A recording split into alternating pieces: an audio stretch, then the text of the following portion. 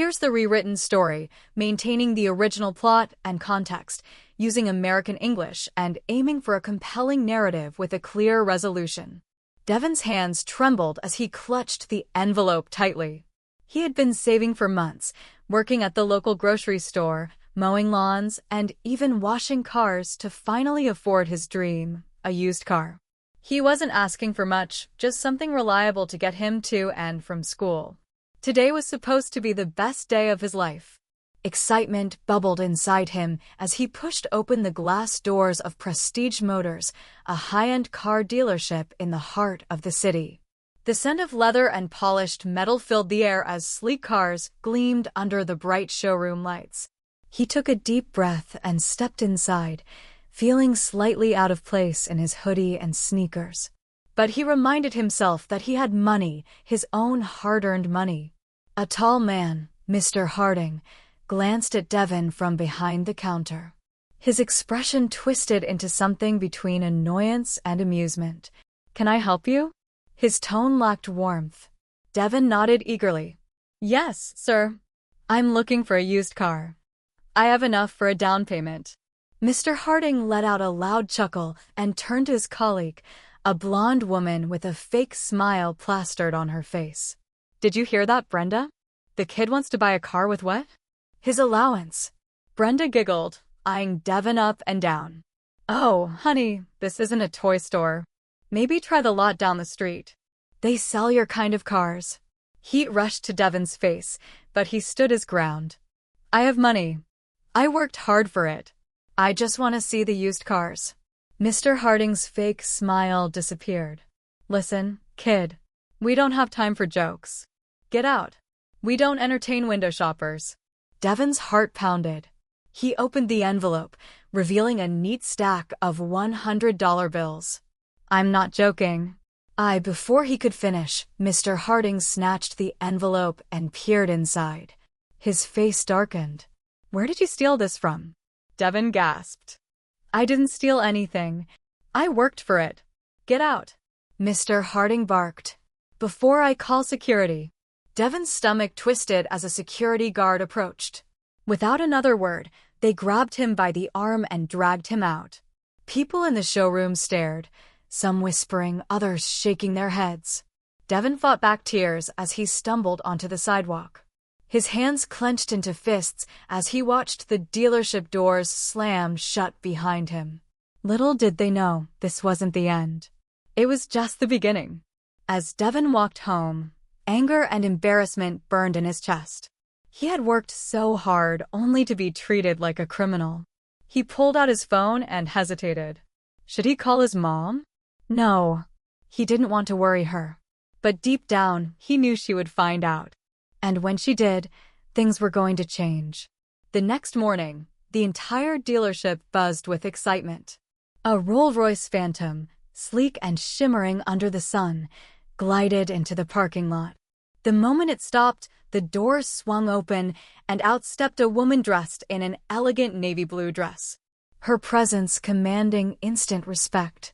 She was Simone Grant, one of the most powerful businesswomen in the country. And she was Devin's mother.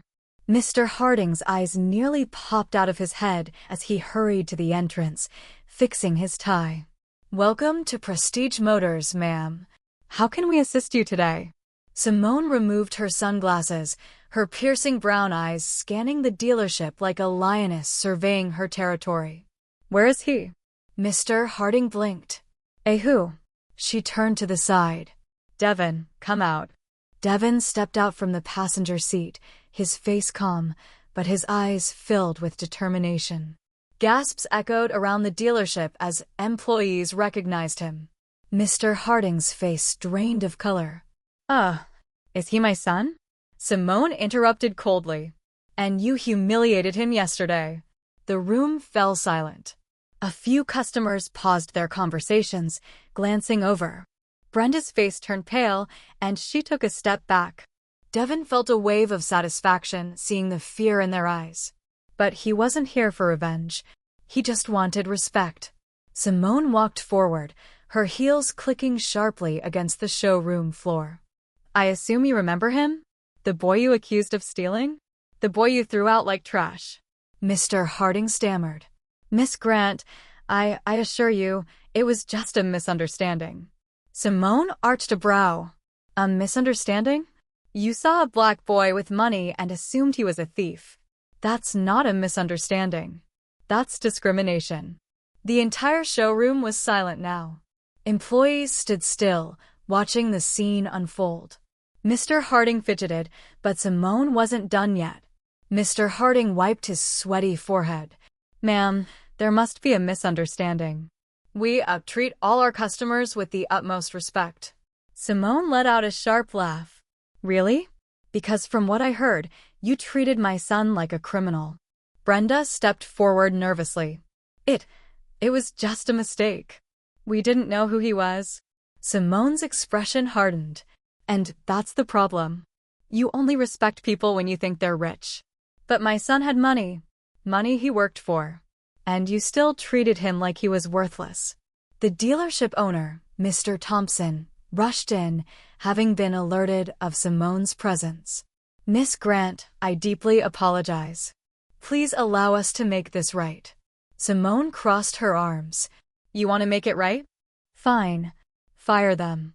Mr. Harding and Brenda's mouths dropped open. Miss Grant, please, Mr. Harding stammered.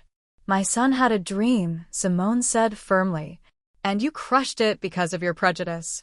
Mr. Thompson, knowing Simone's influence, had no choice. You're both fired. Harding and Brenda stood frozen in shock as security escorted them out the same way they had thrown Devon out just a day before. Simone turned to her son. Pick any car you want. My treat. Devon grinned. Actually, I just want the one I originally saved for, the one I worked hard for. Simone beamed with pride. That's my boy. As they drove off in Devon's chosen car, the dealership was left in stunned silence.